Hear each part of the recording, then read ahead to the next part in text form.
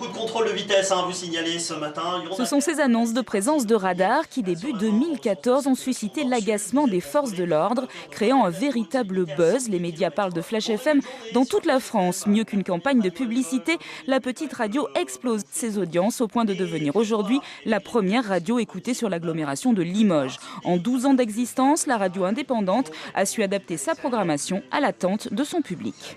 On est parti d'une radio, on va dire, musicale, à tendance dance, électro à l'époque. On a su évoluer, voilà, effectivement. On a évolué dans la musique, une musique beaucoup plus généraliste.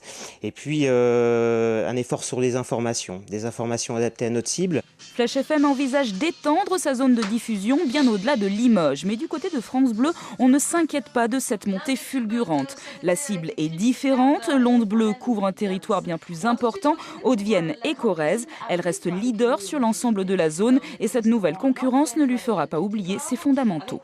On n'a pas la même vocation. Nous, on est une radio de service public et on ne va pas changer nos programmes en fonction de la concurrence.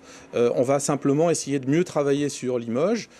Par exemple, on est la seule radio en région Limousin à diffuser les matchs du CSP Limoges à l'extérieur et à domicile. On est aussi la seule radio à diffuser les matchs de rugby du top 14 du CA Brive à l'extérieur et à domicile.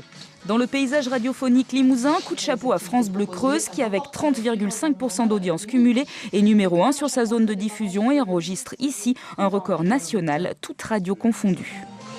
Faisons la route ensemble.